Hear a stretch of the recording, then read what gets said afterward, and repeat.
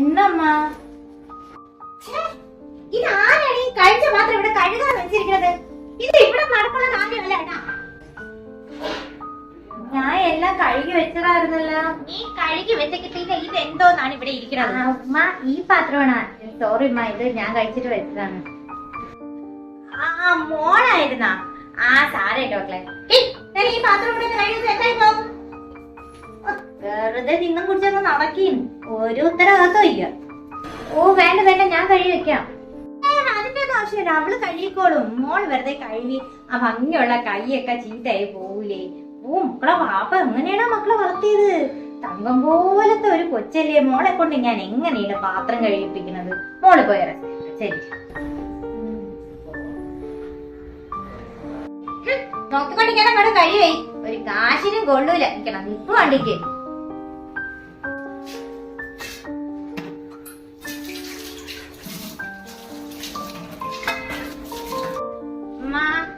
ഇവിടെ ആരുമില്ലേ?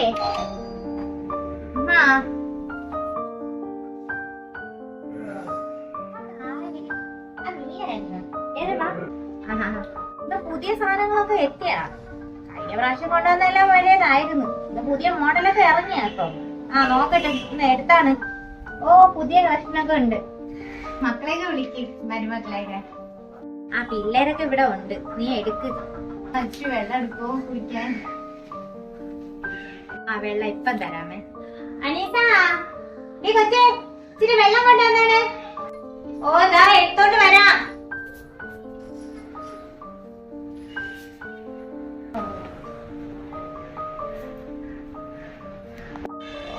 ഞെഴഞ്ഞെഴിഞ്ഞ് വരണ കണ്ടില്ലേ? ഒരാള് ചാവാൻ കിടന്ന എവളാ കയ്യിന്ന് വെള്ളം കുടിച്ചങ്ങീര് മരിച്ചതുപോലെ.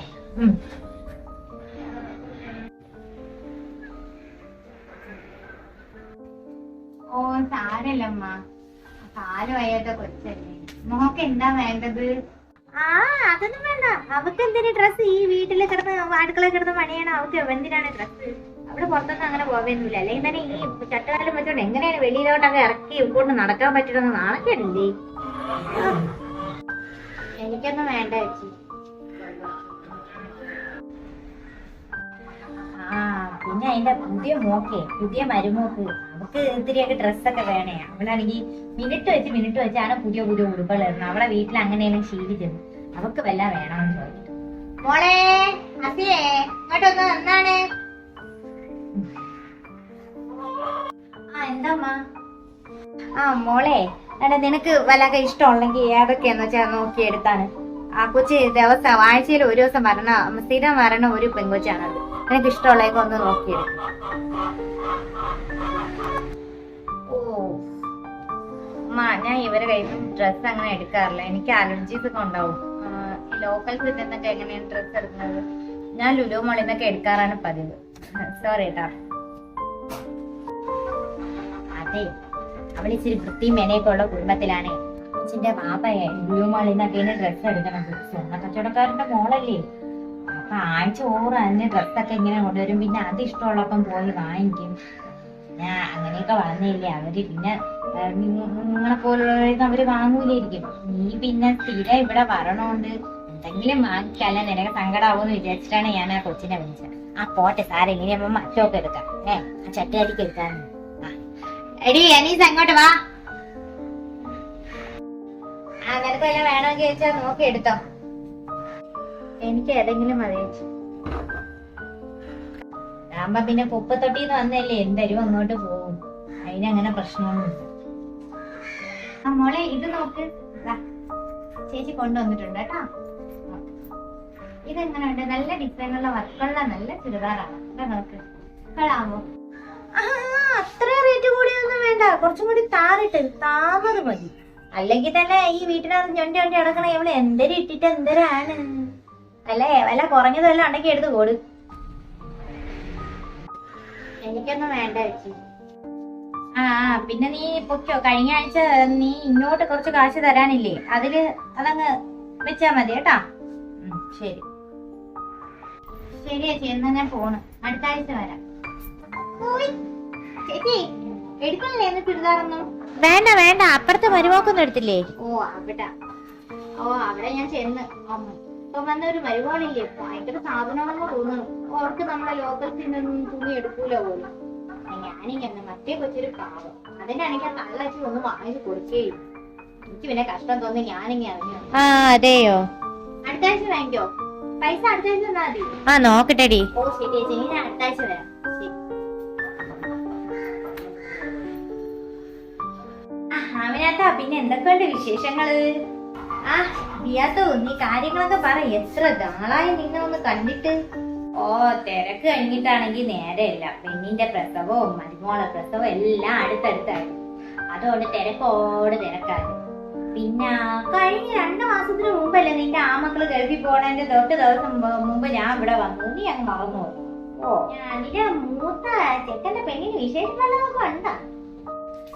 നീ ഒന്ന് പോയേ, ഒരു വിശേഷം അതൊന്നും ഇല്ല. അല്ലെങ്കിൽ തന്നെ ഇനി അതിന്റെ വയറ്റിൽ എന്തെങ്കിലും ഉണ്ടായാൽ തന്നെ ആ കൊച്ചി ചട്ടുകാലിയായിരിക്കും. കണ്ടോ ദുഃഖം കാണാ നമ്മക്ക് വയ്യ എന്റെ അപ്പാ. പിന്നെ അല്ലെങ്കിൽ തന്നെ നീ ഒന്ന് നോക്കണേ, എന്റെ കൊച്ചിന് ഈ കുടുംബത്തിൽ നിന്നേ പെണ്ണ് കിട്ടോളാം. നല്ലൊരു കുടുംബത്തിൽ നിന്ന് പെണ്ണിനെ കിട്ടണ ചെറുക്കനല്ലേ അത്. അവൻ എവിടെന്നാ വഴിയിലാ കണ്ട വെച്ച് ഈ പെണ്ണിനെ ഒന്ന് കണ്ട് ഒരേ വാശി, ഈ പെണ്ണിനെ കെട്ടു. പിന്നെ ഞാൻ വിചാരിച്ച അവന്റെ ഇഷ്ടമല്ലേ നടക്കട്ടെന്ന് വിചാരിച്ച് വീട്ടിൽ ചെന്ന് കണ്ട് പെണ്ണിനെ കണ്ടിട്ട് വന്ന് വീട്ടിൽ കയറിയപ്പോ ഇവളെ കെട്ടോളൂ എന്നും പറഞ്ഞു ഒരേ നിർബന്ധം. ഉറപ്പാണടി വിയാത്തു, എന്തോ കൂടോത്രം കലക്കി കൊടുത്തിട്ടുണ്ട് എന്റെ കൊച്ചിന്. അല്ലെങ്കിൽ പിന്നെ അവൻ ഇങ്ങനെയെന്ന് പറയണ കൊച്ചല്ല. അവന് എവളെ മതിയെന്നും പറഞ്ഞു ഒരേ നിപ്പല്ലിരുന്ന ഈ പെറ്റ തള്ളെ പോലും അവൻ വക വെച്ചില്ല. പിന്നെ എന്തെങ്കിലും ആയിക്കൊണ്ട് പോട്ടെന്നും പറഞ്ഞ് ഞാനും അങ്ങ് കണ്ണടച്ച്. ഇപ്പൊ ആരനുഭവിക്കണ്? അവൻ അല്ലാതെ ആരി. ഏതായാലും നിന്റെ രണ്ടാമത്തെ മോനെ അവ പുലിയാണ് കേട്ടാ. അവൻ പിന്നെ നല്ല പുളിങ്കുമ്പത്തുനിന്നാണല്ലോ കൊണ്ടുവന്നത്, നമുക്കറിയാം. അങ്ങനെ ഒരു സമാധാനമുണ്ട്. അയളേർക്ക് എന്തോ ഒരു ഇതുള്ളോണ്ട് ഇച്ചിരി പുളിക്കുമ്പിൽ തന്നെ അങ്ങ് പിടിച്ച്. സ്വർണ്ണപ്പണിക്കാരന്റെ മോളല്ലേ? കടയൊക്കെ ഉണ്ട്, നിനക്ക് അറിഞ്ഞൂടെ? ഇത് തങ്കം ഫാഷൻ ജ്വല്ലറി എന്താ പറയണേ, എന്റെ അവളെ ആൾക്കാരതാണ്. എന്റെ ചെറുക്കൻ പിന്നെ ഒന്നും കാണാതെ അങ്ങനെ ചാടൂലല്ല. അവ എന്റെ ചെറുക്കനല്ലേ, എന്റെ അതേ സ്വഭാവം വരച്ചു വെച്ചേക്കണം അവന് മാത്രമാണ്. മറ്റവൻ തന്തേരെയും കൂടെ സ്വഭാവമായി പോയി. അതല്ലേ ഇങ്ങനെ ഇതിനെയൊക്കെ പൂച്ചോണ്ട് വന്നത് വീട്ടിൽ. പിന്നെ അതിനെ കൊണ്ട് ഞാൻ പണിയൊന്നും ചെയ്യിപ്പിക്കില്ല കേട്ടാ. പിന്നെ തങ്കം പോലെ വളർത്തിയതല്ലേ എന്റെ തന്തയും തള്ളയും. കയ്യില് വെള്ളം കൊടുത്ത് വളർത്തിയതാണ്. അങ്ങനെയുള്ള കൊച്ചിനെയൊക്കെ നമ്മൾ ഇവിടെ കൊണ്ടുവന്ന് പണി ചെയ്യിപ്പിക്കണ ശരിയാണ്? ഇപ്പൊ ഈ അത് നീ തന്നെ പറ, ശരിയാണ് അത്? മോളുടെ വാപ്പ സ്വർണ്ണക്കടക്കാരനാണല്ലേ? തങ്കം ജ്വല്ലറിയില്ല.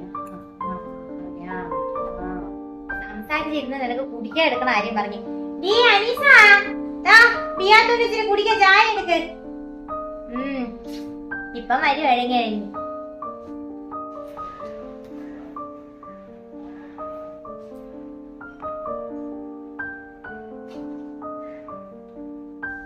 നീ ചായ വാങ്ങിച്ചു കുടി. ഉമ്മ എന്താ മോളെ? പാപ്പ ഒരു വള ഉമ്മാക്ക് കൊടുക്കാനായിട്ട് പറഞ്ഞു കേട്ടാ. വളേ? അയ്യമ്മ നന്നായിട്ടുണ്ടല്ല. ഇത് മക്കൾക്ക് ആര് വാങ്ങിച്ചോണ്ട് വന്നു? എനിക്കോ? അതെന്നെ. കൊള്ളല്ലേ? അതെ. എനിക്കോ അയ്യ. എന്റെ കയ്യിലൊരു ചന്തം കണ്ടില്ലേ? കണ്ടാടി വിയാത്ത് വള കണ്ടാ?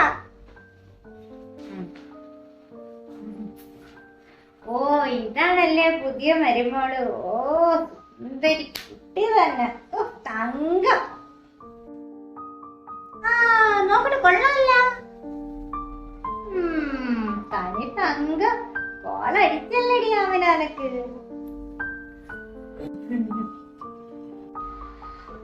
എന്റെ കൊച്ചു സുന്ദരിയല്ലേ? അവളെ ഭാഗ്യം കൊണ്ടാണ് ഈ വീട്ടിൽ വന്ന് കേറിയത്. നിനക്കറിയാമോ?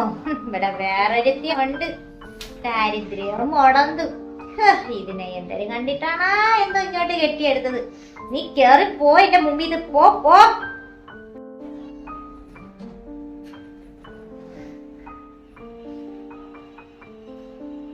മോള് വന്നിട്ട് പാപ്പാണ് കേട്ടോ. അമ്മക്ക് വളർന്നെന്ന് ചോദിക്കാനായിരിക്കും വിളിച്ചത്. അപ്പൊ ശരി, ഞാൻ അങ്ങോട്ട് പോണേ. എനിക്ക് മക്കൾ അങ്ങോട്ട് ചെല്ലി. മക്കൾ എന്തെങ്കിലും അടുത്ത എന്തെങ്കിലും എടുത്ത് കഴിക്കണം കേട്ടാ. ഷാർജ അടിച്ച് ഫ്രിഡ്ജിൽ വെച്ചിട്ടുണ്ട് ഉമ്മ. എടുത്ത് കുടിക്ക്. ഓ നിറവൊക്കെ അങ്ങ് പോകും എന്റെ കൊച്ചിന്റെ. ഇടയ്ക്കിടയ്ക്ക് വല്ലതൊക്കെ കുടിക്കണം കേട്ടാ. ചെല്ലി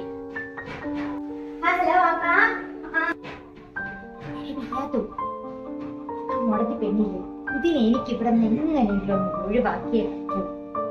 എന്തെങ്കിലും ചെയ്ത് ഞാൻ അവളെ ഇവിടുന്ന്, നമ്മുടെ കുടുംബത്തിന് പറ്റിയ പെണ്ണൊന്നും അല്ല, ഇതിനെ ഇവിടുന്ന് മാറ്റണം. അല്ലാതെ എനിക്കൊരു സമാധാനമില്ല.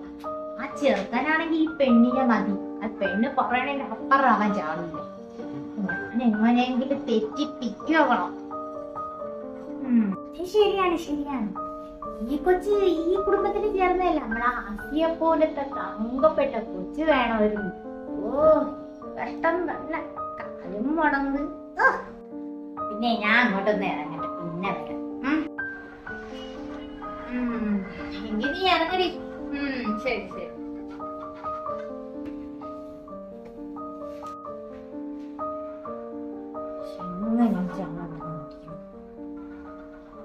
ഈ സമയത്താണല്ലോ ആസി ഇന്ന് കല്യാണത്തിന് പോണെന്ന് പറഞ്ഞു നമുക്ക് കുളിക്കാൻ കയറിയെന്ന് തോന്നുന്നു.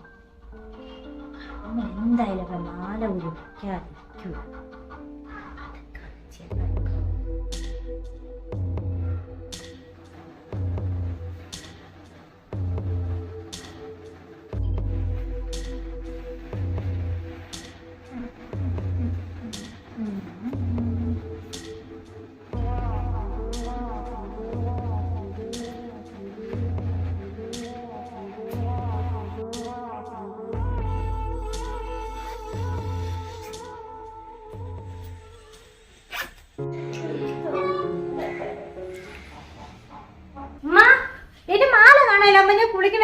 അവിടെ മേശപ്പുറത്ത് ഊരി വെച്ചത് ഇപ്പൊ നോക്കിയിട്ട് കാണില്ല.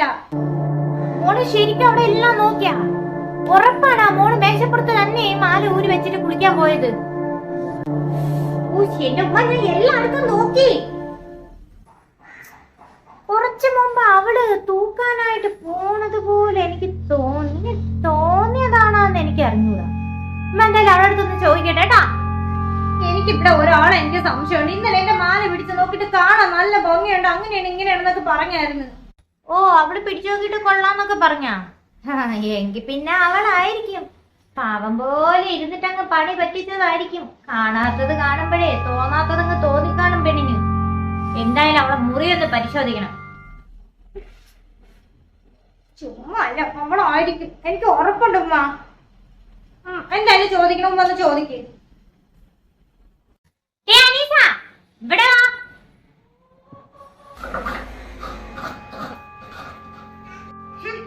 നീ ഇവിടെ തേങ്ങ ചുട്ടിക്കൊണ്ട് ഇരിയടി. അവിടെ എങ്ങനെയാണ് കോഴി? ഞാൻ വാ, നിന്റെ മുറിയൊന്ന് പരിശോധിക്കണം. ആസിമോളുടെ മാല നീ എടുത്തായിരുന്നാ? നീ ആ മാല കൊള്ളാന്നൊക്കെ പറഞ്ഞ നമ്മള് പറഞ്ഞിരുന്നല്ല. എന്റെ മാലയോ? എന്താ ഈ പറയുന്നത്? അടുത്തോണ്ടാണ് സത്യം, ഞാനത് എടുത്തില്ല. ഈ അടുക്കളയിൽ നിന്ന് വിട്ട് നിൽക്കാൻ പോലും എനിക്ക് സമയം കിട്ടില്ല. പിന്നെ എന്നെ എപ്പോഴാണ് നിങ്ങളെ മാല എടുക്കുന്നത്? നിന്റെ പൂങ്കണ്ണീരൊന്നും എനിക്ക് ഇവിടെ കാണണ്ട. എനിക്ക് മുറി പരിശോധിച്ചേ പറ്റുള്ളൂ. വാങ്ങട്ടെ. ഓ ഇവളോട് സംസാരിച്ചു നിന്നിട്ട് കാര്യമില്ല മോളെ, സമയം പോകും. വാ നമുക്ക് പോയി നോക്കാം. മോളെ അവിടേക്ക് ഒന്ന് നോക്കിയാണ്. ഓ ഇവിടെയൊന്നും ഇല്ലമ്മ. ഇല്ലല്ലേ? ആ ഉമ്മ ഈ ബാഗിനകത്തൊന്ന് നോക്കാം. അവളെ ബാഗാണ്, ഇതിൽ എന്തായാലും കാണാതിരിക്കൂല. ആ ബാഗിലും കൂടി നോക്കി.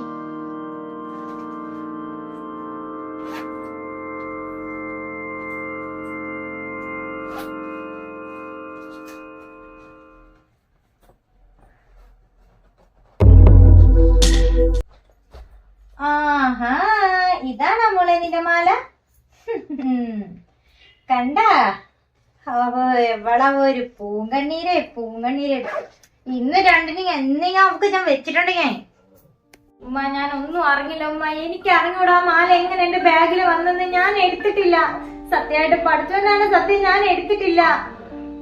പഠിച്ചോനെ ഇതെന്നുമ്മ എന്റെ മാല കൊള്ളി. ഞാൻ എങ്ങനെ വിശ്വസിച്ച് ഞാൻ ഇവിടെ ഓരോന്ന് കൊണ്ട് വെക്കും? എന്റെ അപ്പനെ ആഴ്ചോറും സ്വർണവും സ്ട്രെസ്സും ഒക്കെ കൊണ്ട് തരണമെന്നുണ്ടെങ്കിൽ എങ്ങനെ വിശ്വസിച്ചാണ് ഈ വീട്ടിൽ നിൽക്കുന്നത് ഉമ്മ? നമ്മൾ പറഞ്ഞു വിടണം. നിന്റെ കള്ള കണ്ണീരൊന്നും ഇവിടെ കാണണ്ട. എന്റെ കൊച്ചിനെ ഇവിടെ മാന്യമായിട്ട് കഴിയണം. അവക്ക് സുരക്ഷിതത്വം വേണം. ഇറങ്ങി ഇവിടെന്ന്. നീ നിന്നെ ഈ വീട്ടിന്റെ പരിസരത്ത് നിന്നെ കാണരുത്. നിന്ന എഴഞ്ഞ നടന്നാ നീ എങ്ങനെയാന്ന് വെച്ചാൽ നീ ഇവിടെ ഇറങ്ങി പൊക്കോ. ഇറങ്ങിവിടുന്ന്. നീ നിന്നെ ഈ വീടിന്റെ പരിസരത്ത് നിന്നെ കാണരുത്. നീനാ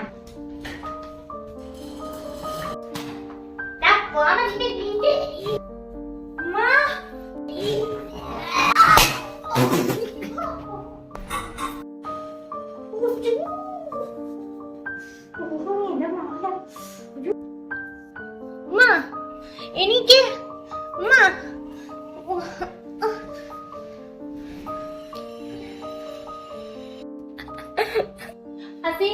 എണീക്കണില്ല. ഓ കിളവി കിടക്കണ. നീ വേണമെങ്കിൽ നോക്ക്. ഉമ്മ ഉമ്മ എനിക്ക്